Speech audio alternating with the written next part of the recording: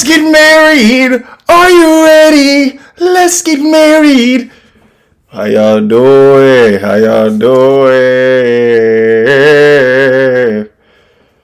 I don't know what we doing today, y'all, but we gotta get into something. We gotta get into something, dog. I feel like we gotta do something meaningful. You feel me? So y'all know how I'm gonna start this shit off, bro. Y'all know how I'm finna start it off. Yeah, yeah, yeah. I gotta pull up the stream first.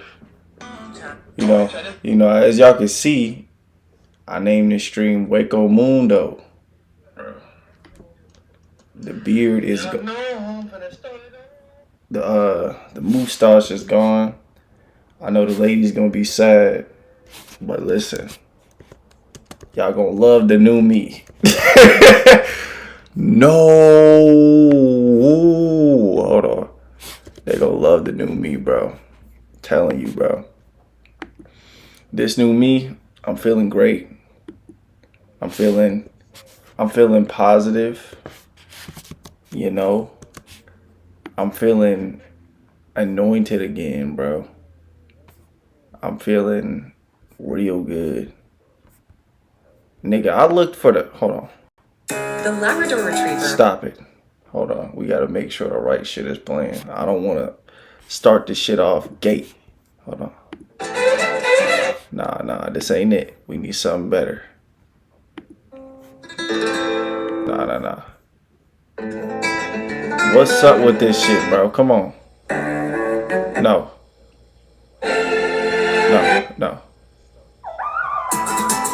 I like that one, but no. No.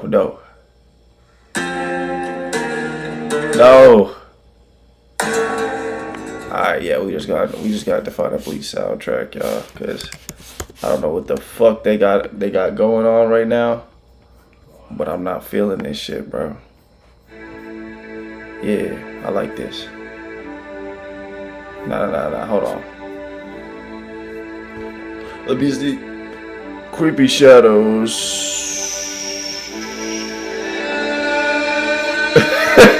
I like that though. Nah, that's cool. Oh shit. Damn. Okay, let me talk. I've been out the game for a minute. You know what I'm saying? I've been missing from the storyline. Y'all been like, where Runaway Elijah at? He over here getting great power. But what is he really doing? Listen, y'all. I've been all over the place. I ain't even really erased. I'm really still the same ass nigga from bang. Hold on. Alright, hold on. We need a calmer song now, because I want to talk about some shit. No, not this. This is too depressing. Nah, it's the same song. Nah, not this one. No, not this one. Nah, not this one. No, not this one. Not this one. Not this one. Again. I was scrolling and stumbled. I don't give a fuck about this ad, so get it out my face. Let me hear that. Oh, I like that. So, anyways. Oh, I like this. I like this a lot. This is a peaceful afternoon. I'm saving that. Anyways. Matter of fact, let me go to my playlist.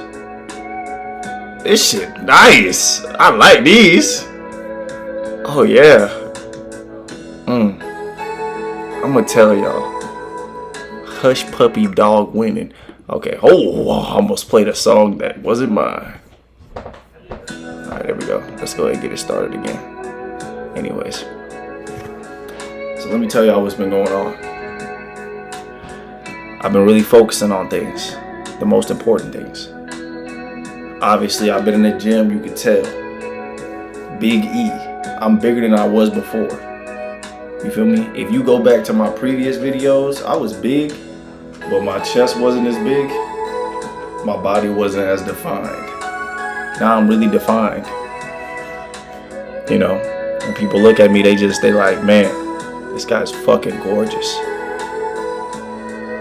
But that's not important. I don't want them to think that. I want them to know that I'm the greatest. You know, there's a light that surrounds people like me. You get me, like a divine sort of feeling. You know, let me tell y'all something. This shit ain't all jolly. You know, lust has killed a lot of kings, man. It really has. But the most beautiful, you have to just in real life keep them both in your head at all times. Like, no matter what's happening, no matter how lonely you feel, as long as God is there, you got friends. You get me? Yeah, get me. Like, we're in this room right now, but the conversation we're having is like it's almost like it's out of this galaxy. And that's the beauty of me and Runaway Elijah, and just the infinity in my words. Like, water is so important. When you're thirsty, you know you need it. And when you're hungry, you need nutrients. Food, you know? You know, I'm getting bigger, man. I'm starting to eat more. I'm starting to want more for myself. And, you know, it's funny, like, the older you get, the more you realize how life and death is like almost the same thing, just different teams. Like, but it's the same thing. And you experience it in both of them at the same time. It's hilarious. It's like, bro. And it's beautiful because it's like, even like with my dog Cinnamon, she's been my dog for a minute. And it's just funny how like she's just always been around. And like today she was going up the steps and she like fell down. Like I caught her. But I just thought, like, in that second, I was like, man, she's just getting older, man. Soon she'll die and she'll recycle. And she'll be able to become something better, bigger. Maybe a lion next time. Maybe a human. You know, who knows what an animal can evolve to. You know. These conversations been getting deep, man. They been getting deep, man. But nah, these Sailor Moon soundtracks are fucking awesome. I want to hear some more. Oh, Beauty. What's this one? I don't like that one. I don't like that one. I don't like that one.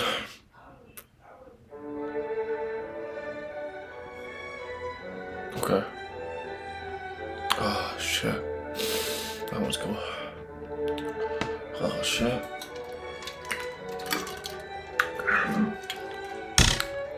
I guess that one's alright. Dude, I gotta spit.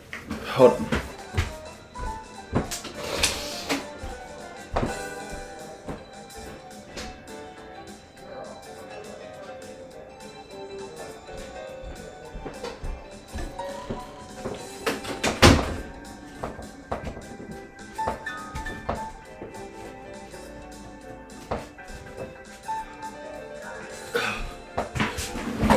Turn that shit off. Let me see. No, I ain't feeling it.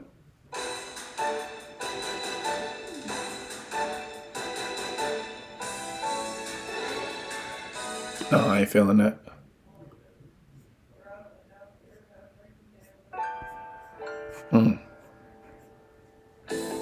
No, I ain't feeling that. No, I ain't feeling that. Oh. Okay. I like that. That's something you rap on, bro. I can get on this shit. Hold on. Let me tell y'all. I'm in the forest, drinking about the chorus. Baby girl talking, she crazy, she don't know it.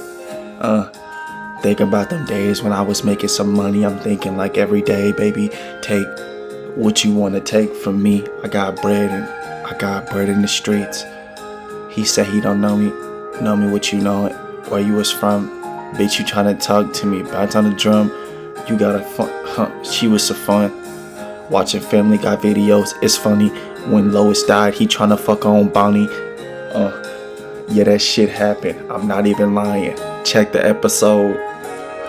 I'm a real ass dude. I ain't never been a hoe. How you gon' massage on a bitch, but the bitch gon' massage on you? I'm noticing we objectifying each other. I don't like the way we be moving with each other. This shit is bad. Bad for the city. Bad for your body. Bad for the dad. Bad, but baby, I'm never sad. I be thinking so much about you. Hold on. I be thinking so much about you. Thinking about the days when I could go through. Baby, I would never let you sleep with another man. Nowadays, you don't understand. These niggas cheating left and right, like damn. That could never be me. I'm down with my bitch, yeah, we going threes. I don't give a fuck if the nigga wanna flirt. Baby, you was mine first. Shit, we could really change. Going in the lotto realms, think about the day I learned about all these hells and shit. Buddha talking about, Quran talking about what you gonna see when you die, like every day be. I ain't worried about no hell cause I'm me. Oh shit, that shit was deep though. Yeah. Anyways, listen, I had to give y'all some real niggas raps. Some real raps, you know what I'm saying? This live has already been lit. It's only been 20 minutes. But listen, we gotta do something. Okay? One thing I'm not gonna do is sit back. Sit back. We in this motherfucker, y'all. Don't let your depression take your life over. You smack the fuck out that depression. I don't care how dark your thoughts get. We stoicisms. Men and women. All day. We tough through it. We break through it. Fuck sadness. Fuck it. Strokes into it. Lay it out. Feel me? That shit ain't strong. You stronger. You feel me? Men and women, stop objectifying each other. We gotta stop it. Let's look at each other for who we are. Look at the being in Runaway Elijah. Look at how great I am. Oh shit. You know what I'm saying? I'm really a great guy. I don't bother nobody. I've been chilling. Just minding my own business. You know how good it is when you just mind your own fucking business? People can try to talk bad about you, but what can they really talk about? You ain't even been in the goddamn motherfucking shit. You ain't been around. So what they gonna say? Bitch. Alright. I wanted to watch some new type of videos with y'all.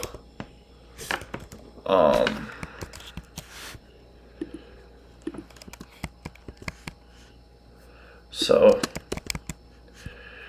yeah, I wanted to watch these videos with y'all, cause it's like, you know, I just feel like we ain't done no reaction videos in a while. So let's get to it. That guy. Imagine being able to build an app. Imagine getting my dick out of your mouth. How about that? How about that? All right, let me pause this guy. All right, let's go.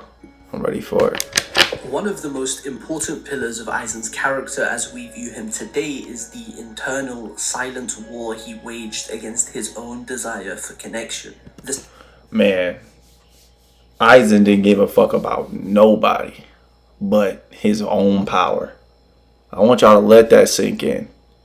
He just cared about what he was going for. That's all he gave a fuck about. Keep that in mind. Desire that informed his goal of standing atop the heavens. But at some point, the latter was undone by that very desire. Ichigo speculated that maybe Aizen had wished to be defeated, and the Hogyoku, the wish-granting jewel which was tethered in the place of Aizen's soul, granted that unspoken wish. Quite a simple core that underpins one of the most complex and intricately constructed antagonists I've ever come across. And with Ichigo's own, somewhat accurate suspicions of the source of the fracture in Aizen's ego, we the readers gain the all-important lens of retrospect to see the cracks that existed in Aizen all along. I adore Aizen as a character who never stops evolving in my mind as I ask more and more. Yeah, Aizen is something different, man. Like, you really gotta think. Who was tough enough to take on everybody in the Soul Society other than Ichigo? You got your answer, Aizen. And Aizen didn't just take them on. He damn near murdered half of the damn niggas. He beat everybody. He beat everybody ass. And if he didn't beat their ass, he had his minions do it. This is a different type of guy, bro. To the point that I don't think I would ever get tired of talking about him. Even so, I usually gravitate towards topics that don't see as much discussion as some others. Talking about Aizen and loneliness is like talking about the room and the elephant. Having said that, maybe I can shine some light on some aspects of this fairly obvious topic that aren't discussed a lot in the Let me hear that shit. I want to use that lens of retrospect to explore some of the subtler and underappreciated dimensions of Aizen's loneliness. Talk to me. There is an element of self-mutilation to Aizen's loneliness, and much Self-mutilation? That's what we be doing as humans when we don't listen to God. I ain't mean to get religious with you bitch niggas. Sorry. This video will be dedicated to why it manifests in that way. This element can be seen in how he develops these bonds with others on supposedly equal grounds and then cuts them off. But if he is the one that came up with those... And he ain't just cut them off. This is what a lot of you niggas need to do when it come to bitch ass niggas in y'all lives. That betray you. That watch you die. You know what I'm saying? That really don't give a fuck about you for real. They just playing a long game. You know what I'm saying? I ain't telling you to do this. I'm telling you to metaphorically do this. Cut them out your life. Oh shit, it's muted. First place, if he is the one that constructed those grounds, then it wasn't ever possible to have a genuine bond with them in the first place. The illusion of connection is rendered just another mechanism of Aizen's control. This is why the wording in the final battle of the Arrancar saga, where Aizen and Ichigo measure each other in terms of the planes they occupy, becomes so crucial. It isn't just there for power scaling purposes, it is wholly reflective of Aizen's worldview and his belief that he must always exist above and untouched. What Aizen fails to consider is that whether his bonds were formed under the false pretenses constructed by Aizen himself or were formed naturally, there's still a real part of him regardless. And the very act of cutting them away to prove to himself some vapid point about his own superiority is a form of self-mutilation. You served your purpose. No, I agree. He definitely does self-mutilate in a lot of ways. I finally get what he's saying in this video. Because he literally made children. Like, he made a world. I don't know if Hueco Mundo existed before him. I think he may have created that entire dimension, if I'm correct. But yeah, he went to Hueco Mundo and basically gave birth to all these Arrancars, all of them. And then when they didn't do their job, just killed them. Oh, you didn't beat that nigga ass good enough. Die. Shings. Like Aizen, you a bitch nigga. You know you a bitch nigga. Away at himself. This is a case where the loneliness is something the sufferer imposes on himself, sharpened into a weapon turned inward. Every relationship becomes a means to affirm to himself that the path he is on, to dethrone the Reo and stand atop the heavens himself, is not wrong. He's different from these people. He's destined to be on this path. Yo. I just had the best idea ever. I should stream every day for like 1 or 2 hours every day, no matter what, until I'm able to make music again. That is literally the best idea ever. This spiral of self-affirmation colors all his relationships, every single one of them. Aizen's isolation may have begun as a punishment dealt by the world, but the real tragedy of the character is that this is a burden he chooses again and again in an attempt to reaffirm his path to the top, and it all takes an unmistakable toll on him. This is yet another integral rivet in the thematic framework of the dynamic. Yeah, because y'all notice Aizen never had a girlfriend. I mean, unless he was gay. But, like, he never had he was always with the brass. Always with the Arankais. Always with the brass. You know what I'm saying? He was always focused on power, work. He never really got to enjoy life. Meanwhile, Ichigo over here with his wife, I think his wife has orange hair or yellow hair. I think it's orange. Yes, orange. He got over here with his orange hair wife. He tapped that. And he could tap Yoruichi too. But you worry about that power. You lame as dick. He really enjoy your life. You didn't. Ichigo and Aizen, a dynamic I've spoken of in several previous videos, but never from this perspective. But we'll get to that later. Before we dive into the trend of self-mutilation as it relates... And this was his... This would have been his wife if he just acted right.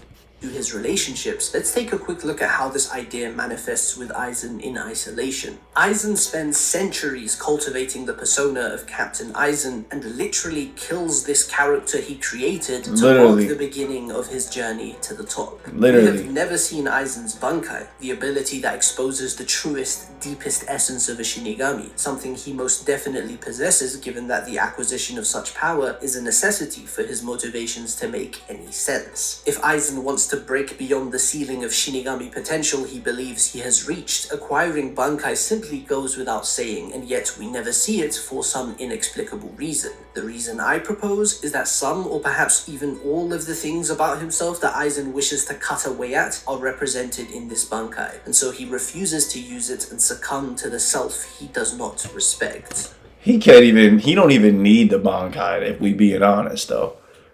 He did perfectly fine without that motherfucker. And y'all didn't, I don't care. This show's been out way too long. If you ain't caught up with it, spoilers are ahead. But I don't know if y'all remember, there was like, they all were trying to basically stab Aizen all at the same time. Aizen put them dudes he put all of them under a hypnosis. So they stabbed a girl that was actually a part of, the Soul Society. They stabbed her. The same girl he stabbed, they stabbed her. All of them stabbed her. All of them. And then Ichigo was like, "What are you guys doing?" Bro, that shit was crazy. Perhaps the most blatant representation of self-mutilation is none other than the Hogyoku itself. The artifact formed by literally shaving off people's souls with a fragment of the Soul King at its core ultimately replaces Aizen's very soul, to which he claims the gem is finally beginning to understand who he is. Wow. The god worthy of ruling above all he has convinced himself he is. Literally. Definitely not the lonely little boy lashing out. And he got that god shit artificially. Now he definitely worked his way up to the top. He definitely did. But I feel like he was already powerful and he just looked for something that made him even more powerful and said, "Get in me. Take me, dick." That's basically what he said. The world. This is a point that will be very important to the final section of the video as it's deeply tied to the dynamic between Ichigo and Aizen. But with that firmly established, let's dive into this video proper. Okay. Hello. Do you want to play with me? Sure. You want me to help you with your groceries? I want to analyze the various examples of this deliberate trend of self-mutilation that Aizen exhibits, beginning with Toshiro. The captain of the 10th Division is a young prodigy who, for all his powers, has a very chaotic relationship with his own identity. What he derives his worth from are completely external to who he is on an individual level. The people around him and his captaincy in the Gote 13 informs his self-worth more than anything he's internalized. Right. So there are avenues available to Aizen here to puppeteer Toshiro, whose worth is entirely externalized and placed in the hands By the way, Aizen made this nigga look like a goofy when they fought.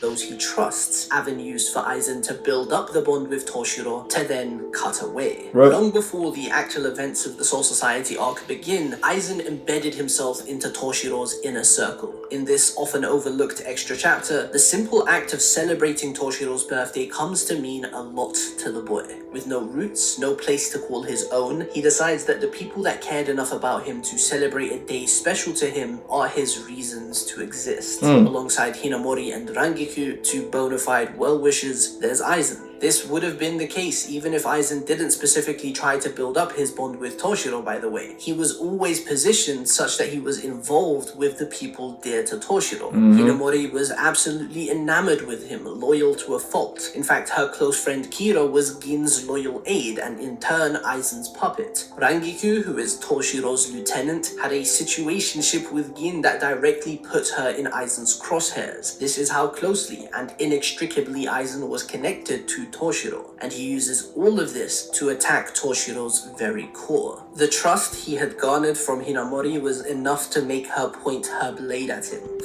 Bro, I ain't gonna lie.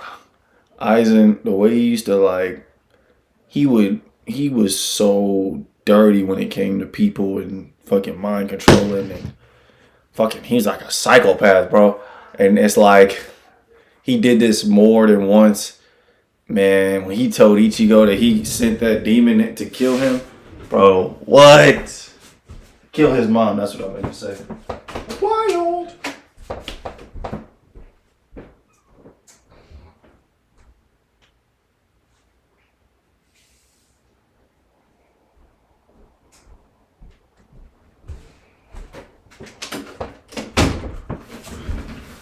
Yeah, that man ain't no joke, bro. That man ain't no joke, and he only gets worse. During his relationship with someone formative to his identity. In Fate Karakura Town, Aizen not only doubled down on this attack by making Toshiro stab Hinamori himself, he also broke Toshiro's identity as a captain of the Gote 13 just moments prior. The very foundation they built their relationship upon, mutual respect on the equal grounds of captaincy, effectively imploded. In a manner of speaking, tearing down the one captain that took the most pride in their captaincy was Aizen's declaration of superiority over the very institution of captaincy in the Gote 13. Crazy. For him to desecrate the structure itself.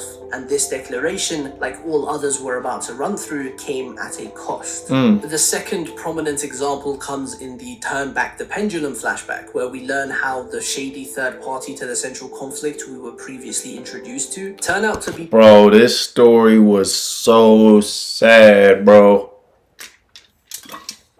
I'm happy they came back, but bro, this was so weird, bro. How Aizen did these niggas, bro. Former prominent figures in the Gote 13. The Vizards are a group of Shinigami who were forcibly holified by Aizen. In essence, Aizen's experiments broke the boundaries of the Vizard's soul and added the soul of a hollow into the mix. An obviously dangerous procedure, fatal had Kisuke not intervened. But the resultant being is interesting when appraised from a thematic lens. In Taoism, the Taiji is a symbolic representation of two opposing forces coming together in harmony and balance. No fucking way. Please do it with a smile on your face. Do you believe I deserve 25%? Yes, sir. Do you believe I deserve 40%? We're not doing it for 40%, but do you believe I'm worth that? Yes, you're worth a lot. You're a rebuttable human being. I just don't want to get blamed. So I'm worth it. You're worth it. You're worth it. Oh, this is fucking crazy, bro. This is fucking crazy, bro. This is fucking insane, bro. Holy shit, man. I'm sorry, y'all. I know I paused this video. I'm low-key stuck. It's like the age we living in now. Doom scrolling. We can't stop. We low-key fucked. No, I'm playing. Conveys the essence of the universe itself, and the goal of Taoists, spiritually speaking, is to get to a point of achieving that balance internally, thereby harmonizing themselves with the universe completely. Right. The souls of the Shinigami and Hollow are counteracting forces that are brought to fuck. Ooh, fuck. Oh, man. Oh, yeah. All right. balance in the Vizard's bodies, distinguishing them from both Shinigami and Hollow. The boost in power obtained by holofying puts them ahead of the Shinigami and Hollows of the same class. Hold on. I know this is really off topic, guys, but I was just thinking about eating hot fries, and I gotta see. Do hot fries mess up your stomach? Yes, hot Cheetos and similar spicy snacks can damage the stomach, particularly when consumed in high quantities, by causing severe irritation, inflammation, and high acidity levels. They frequently trigger gastritis, abdominal pain, nausea, sometimes requiring emerge. Oh my god, stomach lining irritation. The high levels of spices can cause irritation, inflammation. Dude, what? Oh my god, hold on, y'all. I gotta see this. You think you're fine after... Bro, what is going on, bro? No way. Almost here, and before long you'll be making the kids lunches again, right? Yes, indeed. But now doctors are alerting parents about a popular snack that could land your child in the ER. You see it right there. Flamin' hot. Now, 7 Action News reporter Jennifer Ann Wilson is here with the snack you may want to What? consider skipping. Spicy snacks like flaming hot Cheetos and Takis have become so popular. Oh my god. Fiery red powder on just about everything, from popcorn to pork rinds to potato chips. And ask any kid, they'll tell you you can't stop at just one. And doctors say it could be doing damage to your kid's digestive system. Okay, hot Cheetos and Takis. Hot Cheetos and Takis. From rap videos to local playgrounds, the consensus is in. I like them because I like spicy stuff. And hot Cheetos are like spicy. That's 9-year-old Kayla. Her mom, Jeanette, No, bro. This shit is a psyop, bro. But could all this No. There's a lot of things that go around on the internet as far as kids being rushed to emergency for stomach pain or vomiting. So these hot Cheetos, these hot snacks actually can damage your stomach because of the increased acidity that it can produce. WXYZ's Dr. Partha Nandi is a gastroenterologist. Fuck you. Alright, when the doctor said you can't. Alright, so hot fries permanently off the list are Cheez-Its. I think I spelled it wrong. Cheez-Its. Bad for... Oh, wait. Okay, I think... Cheez-Its are generally considered unhealthy, nutrient void, and ultra processed, making them a poor choice for regular consumption. They contain high amounts of refined white powder, unhealthy oils, and all make the health risks. All calories,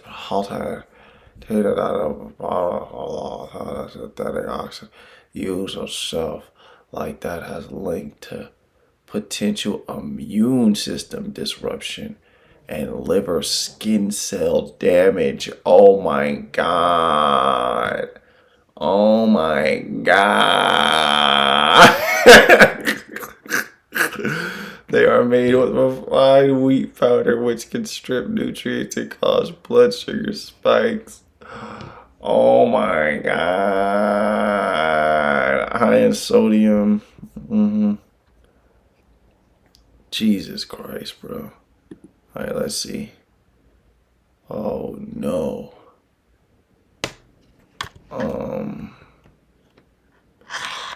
Okay. Can Mike and ice bad. Let me see. Mike and Alex are considered unhealthy, ultra-processed candy with high sugar content, roughly 60% weight, 5 teaspoons of added sugar and preserving. They are not inherently toxic, but not offering no nutritional value. Contain artificial flavors, making it consumption. High sugar, processed, dental health. Chewing any candy can cause stigma teeth, increasing risk of tooth decay. Oh my fucking god, guys! What can we eat?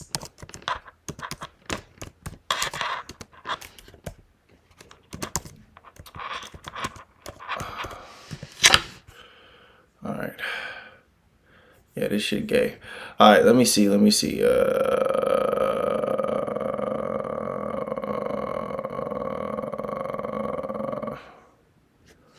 Fritos. I don't know if I spelled that right.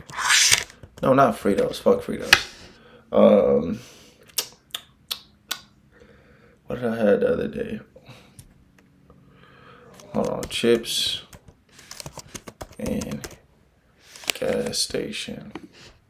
Let me see you motherfucker.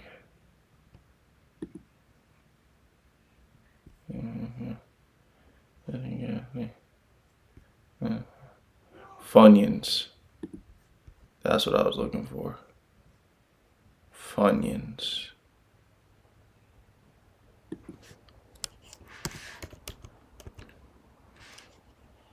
How do you spell this shit? Funyuns. Alright. I spelled that shit wrong, so it's fun. U-N-S. Funyuns. Bad for you. Alright, let's see. What the fuck just happened? Alright, let's see. See, they don't got automatic article. Oh my god. Oh, hey.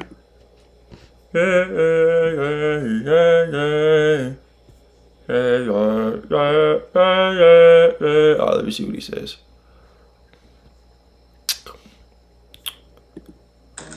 Okay, this stuff here is really, really addictive. Once you start eating out of this bag, you're gonna finish the whole bag.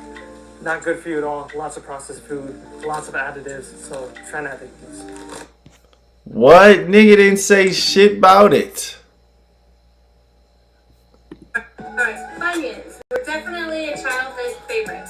I love them, but they are filled with lots of preservatives such as monosodium glutamate, sugar, cornstarch, and that's just to name a few. So I'm gonna ditch these Funyuns and grab me some Fritos, which is a great alternative to that. Man, get the fuck out of here with that weekend. Hold on.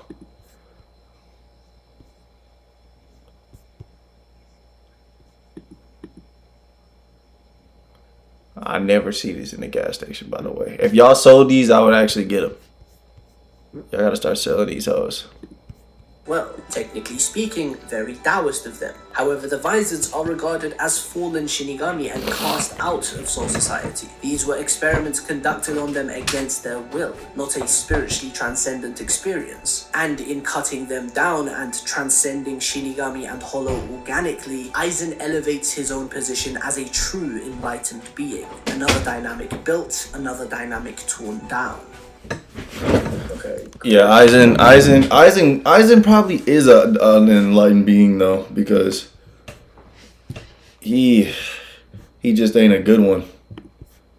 You know, are possibly the most beaten of all dead horses in the series. Their representation of various aspects of death has been discussed to death. I think we've also started to see a lot of good discussion about the Espada essentially being Aizen's extensions and how the actions taken by them, whether for Aizen's benefit or otherwise, are characterizing tools to further flesh out Aizen himself. This is bro, the Espartas were so cool, bro. me saying they're reliant on Aizen to make them whole or good characters. It is just an important acknowledgement of their position in the narrative. Something that's an intentional design by Kubo himself. In fact, the myriad of ways that we see the Espada behave whilst under this control-oriented framework is actually what takes them to the next level as characters for me. Even their descent becomes something that enriches Aizen's characterizing. Having said that, the aspect of the Espada's writing that is relevant to the subject of this video is Aizen's ultimate violent dismissal of the Espada and his reasoning for it. Aizen is the one that assigns the Espada their aspects of death, very likely on the basis of what they're reminiscent of. Why is that important? Well, it means that those representations were inherent to these characters before they ever met Aizen. Ulquiorra was nihilistic in his worldview before meeting Aizen. Stark... Oh, wait, so hold on. Aizen didn't give birth to these niggas?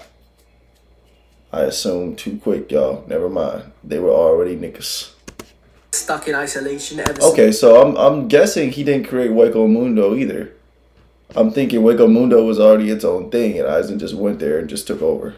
He was born, going as far as to split himself in two so he would have someone to hang out with. Baragan had his rot-related powers set before he met Aizen and got deposed too, but it was Aizen that reframed those aspects of them and called them aspects of death. He, a Shinigami, a veritable death god, formed a relationship with the Espada on the basis of death. The same basis also informs the impending breakdown of this relationship. While I'm aware that it is just Haribel that gets cut down by Aizen, it is paramount that Haribel represents sacrifice. Aizen is obviously aware of that too, seeing as he is the one that assigned her that very representation, and through her, his bond with the entirety of the Espada. And they notice she's black. Bro, we gotta speak on this shit, bro. I am tired of white characters murdering black characters. This shit is so lame.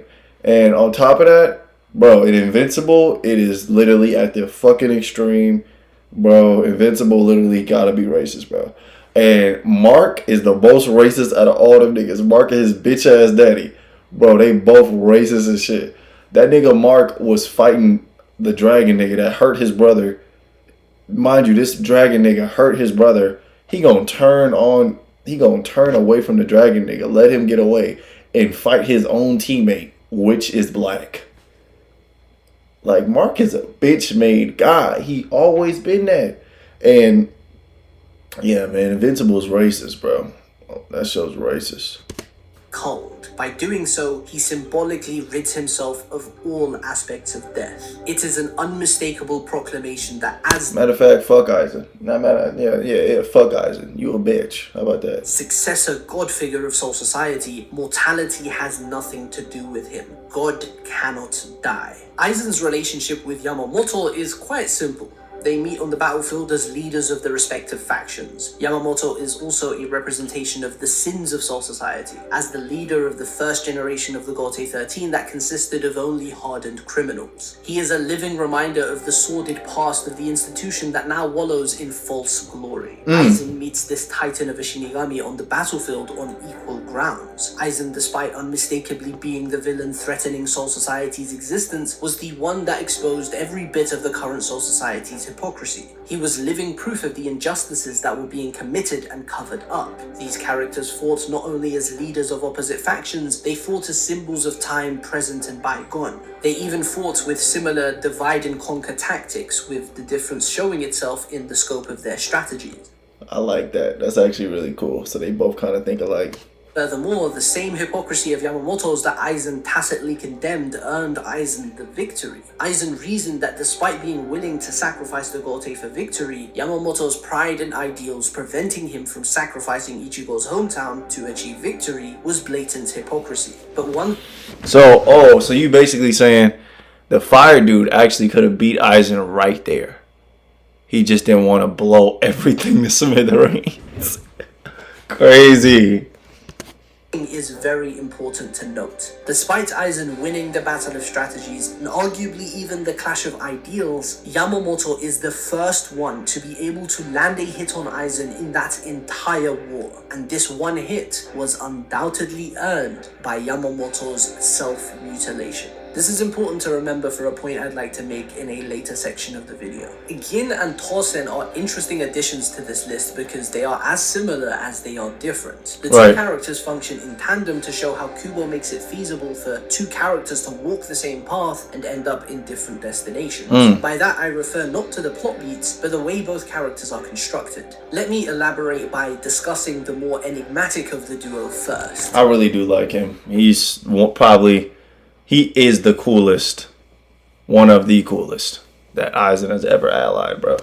Gin is who we're introduced to when the Soul Society arc needed its first major antagonistic presence. And oh boy did Gin deliver. He was overwhelming whenever he was on screen, with eerie mannerisms and design language that made him seem predisposed to evil, with motives that were unclear at the start and only got more and more confusing with time. The beautiful thing is that none of this really changed with Aizen revealing himself to be the mastermind, especially not the part where his motives are difficult to understand. Instead, it's in a few poignant, near wordless pages near the end of his life that we're finally made privy to his motives, the core of Gin's being that kept him in what must have been an unbearably lonely position for decades upon decades, all to retrieve what was stolen from Rangiku by Aizen. However, the sparse screen time he receives between his introduction and his death is heavy with immaculate characterization. Zoning in on the focus area of the video, let's arrive at the basis of the parallel between Aizen and Gin, which is their respective symbolic representation of the devil. Talk to me. Baby, give me 7 weeks and I promise you that your voice will shock you. The vocal star These earrings are just like, why? is back! Aizen's parallels with the biblical devil are quite obvious. The fallen angel that sought to overturn the heavens and place himself at the top, only to fail and be banished to an infinite underworld occupied by offenders, criminals, and the like. It is evident that the major touch points of Aizen's journey are modelled after the story of Lucifer. And even beyond just the premise of his character, there is countless bits of imagery and subtext aligning Aizen with the devil. The chapter we finally see him in the Muken during the 1000-Year Blood War is 616. Number that is associated with the Mark of the Beast alongside 666. He is considered the very embodiment of evil by the Soul King's angels. His perfection brought forth arrogance, so on and so forth. As for Gin, it is comparatively subtler. Gin has bright hair, bright eyes, and was a promising Shinigami. The brightest star of them all, it could have been said. The morning star. He ended up imposing the role of a snake on himself. The devil is identified using a snake or a serpent in the Bible numerous times. A key instance is the story of Adam and Eve in the Garden of Eden. Hold on.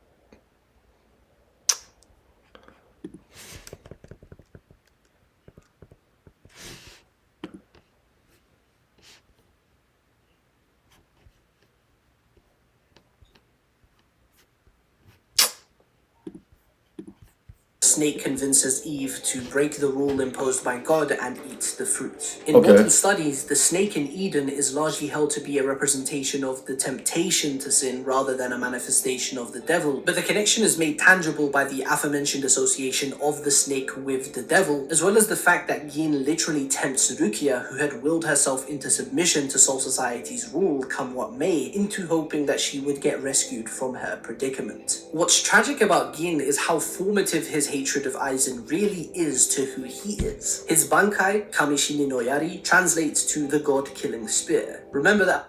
That's strange, bro. Because how you got that Bankai and failed. I'm sorry. Bankai is the purest manifestation of a Shinigami's soul. For Gin's Bankai to be called what it is, taking into consideration his past and the context surrounding his induction into the Gote 13, it means that Gin always saw the task he was about to undertake as such a behemoth that it would be akin to slaying a god. Aizen was the god he needed to slay, and this was the burden he took on as a young child. Incidentally, the term god-killing spear draws reference to the lance of Longinus, or the Oh, wow. Oh my God. Hold on. Jesus was this way. Damn, he stabbed him right in the heart. Damn, Jesus, I'm sorry you had to feel that, bro. That shit. Ugh. is said to be the spear that I would hate that shit. centurion used to stab Jesus Christ in his side during the crucifixion in Christian belief. While the Bible itself... Oh, so he didn't stab him in his heart? So, like, probably hit him in an organ or something. Any mention of the spear, the extra-biblical lore of Longinus runs deep, to the point he is revered as a saint in various churches, including the Roman Catholic Church. The reason for this veneration is because in the lore, Longinus was a blind centurion. However, as he stabbed Christ, some of the blood fell in his eyes, and Longinus was miraculously able to see. This caused him to be the first Roman convert, and he became a staunch believer of Christ. There are a few... What? So he killed Christ and then became one of his messengers. That's kind of ironic. That's crazy. Of this story that are particularly relevant to Gin. The fact that Gin keeps his eyes closed may seem like just a design quirk, but thematically it is highly relevant. Let's put aside the parallel with the blind Longinus for now. In Bleach, as with countless other stories, sight is associated with knowledge. Aizen with his... What's going on? Oh, yeah, I was wondering, like, why is it? Whatever. Let's go. And Yuhaba with his almighty make it so that sight is symbolically associated with a very specific kind of knowledge. Knowledge of the truth of the world. Why it is the way it is, and why the things that will happen in the future will happen. In fact, the series begins with the volume poem echoing the evergreen sentiment, "We fear that which we cannot see." Shout out Struggler. Knowledge is the best weapon against fear. As a series that is essentially a thesis against fear, Bleach places heavy emphasis on sight. And in such a series, Gin is one of the only ones to voluntarily close his eyes. He closes his eyes on Aizen's evil deeds as he stands next to him, even... Yeah, and all of this for a backdoor that you failed. Like, bro, you should have backdoored him way earlier before he got the Hokyoku. Takes in them. He closes his eyes on the blackening of his own soul in the process. He closes his eyes on everything except his goal. It is also on this very basis that Aizen builds his relationship with Gin, so it's only fitting that Gin is struck down when he opens his eyes. It also completes the Longinus parallel in Gin gaining sight, in a manner of speaking, after stabbing the divine figure. And what is reflected in Gin's open eyes is the clear blue skies and the confident figure that Ichigo now embodies to accompany it, finally filling him with relief. This is one of the quieter deaths in the series, and it is among the ones that most heavily enunciate the isolation that Aizen faces. As I said earlier, Tosen is the other side of this coin. His Bankai is called Enma Korogi, making a reference to the Buddhist lord of hell, Enma.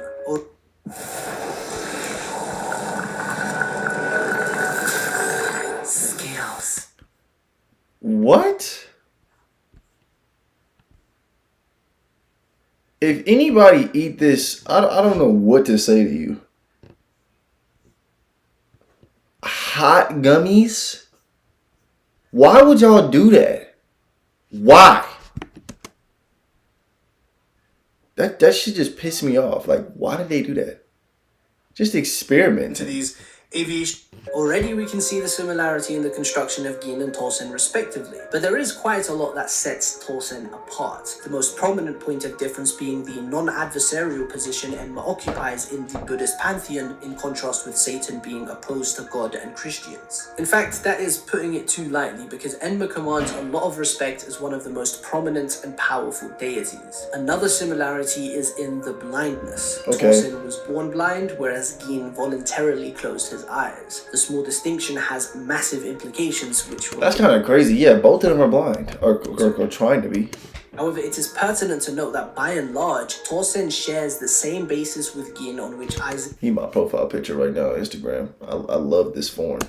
his relationship with them. Even Torsen's resurrection plays into it. He takes the form of a fly, which is symbolic of God's wrath in the Bible. While the similarities with Gin provide an important angle to approach Torsen's character from, the distinctions are equally important. The same Bankai that laid the basis of comparison earlier stems from a Zanpakuto that originally wasn't even Torsen's. Okay. He took it out of the casket of his deceased friend and began using it himself. Now, this doesn't mean that the abilities are also from his friend, especially not the Bankai, which makes use of Torsen's blindness. Right. But it's a very important detail, considering the kanji we see in the domain that Torsen's Bankai creates point to the 9 stages of decay. Distinction, rapture, exudation, purification, disloration, consumption, dismemberment, reduction to bones, parching to dust. Meditation practice that is centered around observation of the decay of a corpse. Okay. This practice is done so as to ingrain in the mind the truth of impermanence of all things, a core tenet of Buddhism. The grotesque and repulsive nature of decay also steers practitioners away from attraction towards the human figure, which is why practical observations as well as depictions of the practice commonly involve a female corpse. I love this subtle compliment to the text that depicts Torsen also being I mean, I guess I understand it. I mean, I feel like if you're trying to avoid lust, then I get it, but our bodies are very beautiful when it's perfect, like right now, like 20 in the 20s, 30s, 40s. I think humans are very attractive. You can look attractive in your 50s and 60s if you really take care of yourself, but I'm just saying, like, though, that's like the prime age where you're looking super nice and gorgeous to the point where people want to bow to you. You know what I mean? Minded about his goal, his determination, that is born from a wrong done to a woman close to him. Exactly like Gin, but different in the object as well as the method.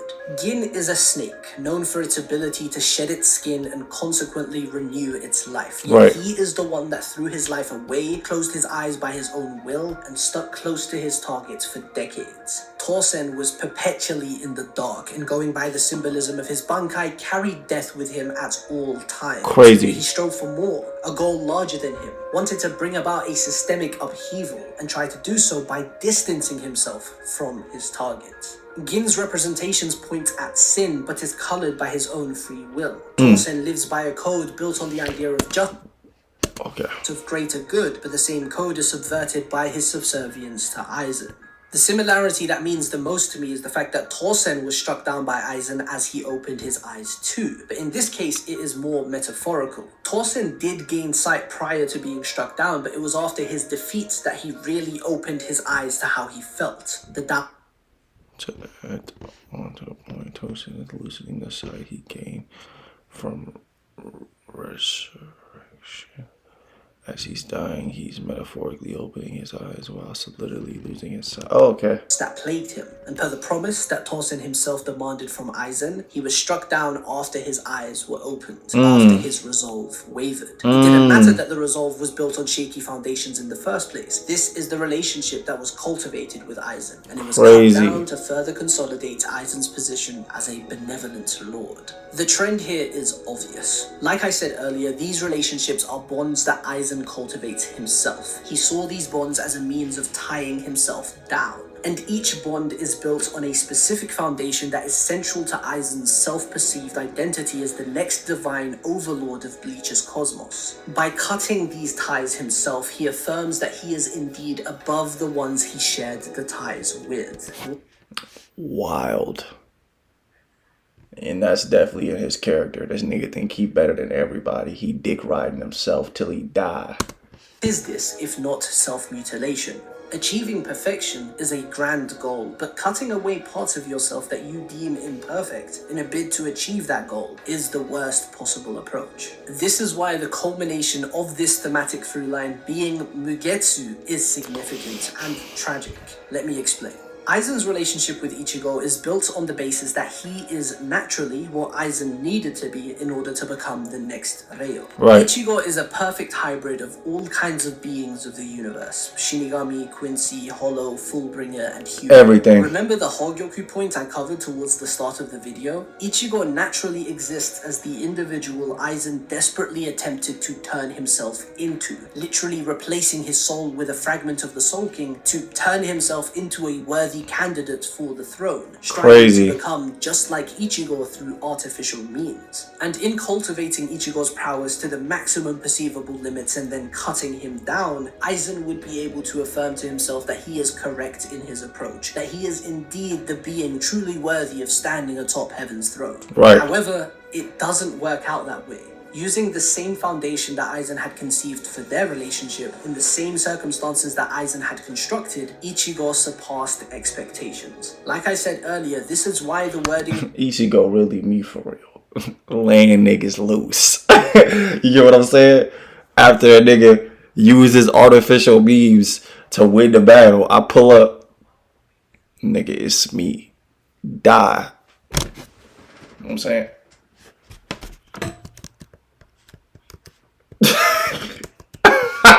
I'm sorry. Battle between Ichigo and Aizen, where they speak in terms of realms and planes, is so important. Ichigo, in a sense, transcended the equal ground, the level playing field, if you will, that Aizen had constructed for them and stood on a higher level. The key is to understand how it happened, and herein comes the tragic Let's part. go. Ichigo does. This may be the last ad you ever. I really hope it is. And I'm not letting you finish. Bye.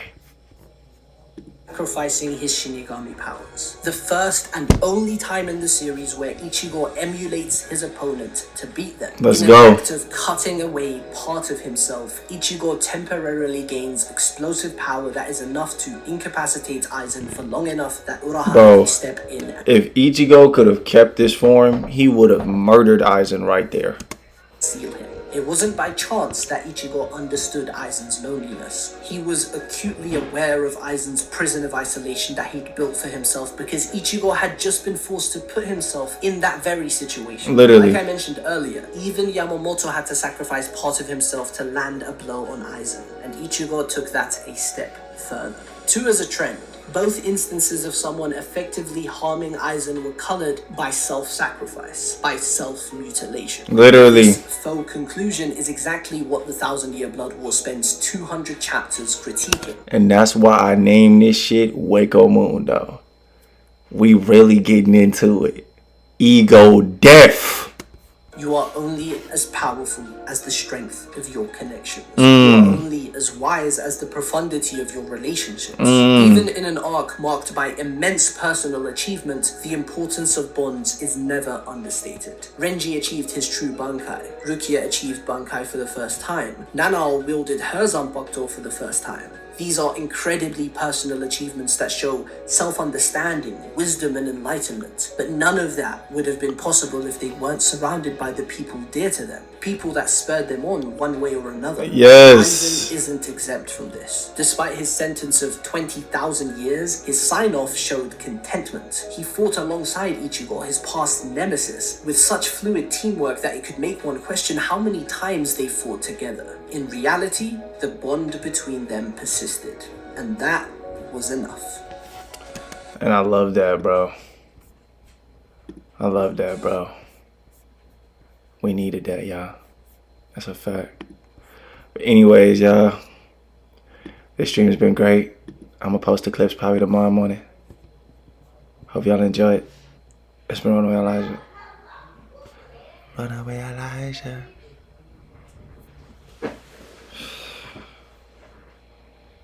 You know, one thing I will say is that I'm fucking sexy, dog. And another thing I want to say is that don't give up on your dreams. Ever. because life kind of feels meaningless without them. And once you achieve your dreams, set higher goals, up the difficulty. Keep trying. Me personally, I feel like you should go for your spirituality once you've attained everything in the physical. But do it all without hurting others. Goodbye.